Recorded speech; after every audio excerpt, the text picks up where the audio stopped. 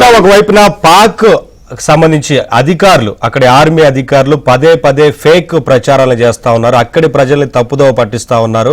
పెద్ద ఎత్తున సైనిక స్థావరాల మీద దాడులు చేశామంటూ 22 ప్రాంతాల మీద దాడులు చేశామంటూ ఇది మనం సాధించిన విజయం అంటూ పెద్ద ఎత్తున పాక్ ఆర్మీ అధికారులు అక్కడ ఒక ఫేక్ ప్రచారానికి తెరదీశారు. దీంతో అక్కడ ప్రజలందరూ కూడా సంబరాలు చేసుకోవడం మనం చూసాం, వీడియోస్ కూడా. సో ఈ విషయాలన్నింటినీ కూడా భారత అధికారులు, ముఖ్యంగా మన డీజీఎంఓకి సంబంధించిన అధికారులు ఎలా తిప్పికొట్టబోతున్నారు, ఈ విషయాలపైన ఉన్న తర్వాత మళ్ళీ మీడియాతో మాట్లాడేందుకు అవకాశం ఉంటుందా, ఈ చర్చల్లో కూడా ఇటువంటి ఫేక్ ప్రచారాలు ఎందుకు చేస్తున్నారని లేవనెత్తే అవకాశం కూడా ఉంటుంది అనుకోవచ్చా?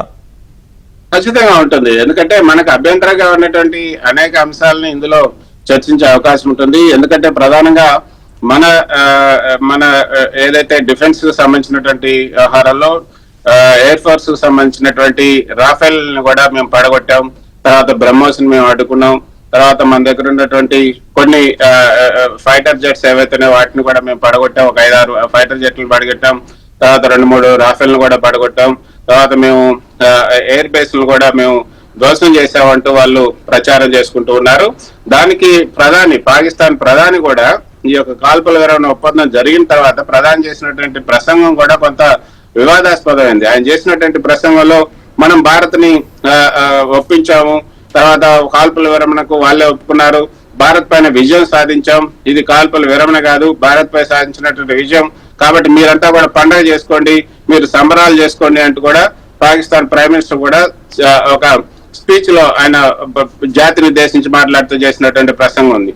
సో అటువంటి సందర్భంలో ఇప్పుడు ఈ రోజు జరుగుతున్న ఈ సమావేశంలో అటువంటి ఫేక్ ప్రచారానికి సంబంధించిన అంశాలను కూడా ప్రస్తావించే అవకాశం తప్పకుండా ఉంటుంది. ఇక మీద ఇటువంటి ఫేక్ అంశాలను మీరు ప్రస్తావించడం మానేసుకోండి, లేకపోతే దాటికి కూడా ఖచ్చితంగా రిప్లై ఇవ్వాల్సి ఉంటుందని కూడా చెప్పారు. నిన్న జరిగినటువంటి డీజీఎం సమావేశంలో కూడా ఇదే అంశాన్ని విలేకరులు కూడా అందరూ ఈ విధంగా మన రాఫెల్ ను పడగొట్టారంటున్నారు, తర్వాత మనకు ఎక్కువ నష్టం జరిగిందని వాళ్ళు ప్రచారం చేస్తున్నారు, దాంట్లో నిజమైన ఉందంటే అటువంటిది ఏమీ లేదు.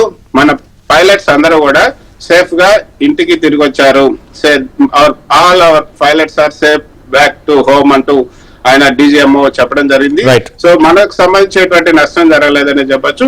సో దానికి సంబంధించినటువంటి అంశాలన్నీ కూడా ఈ రోజు చర్చించే అవకాశం అయితే తప్పకుండా ఉంటుంది.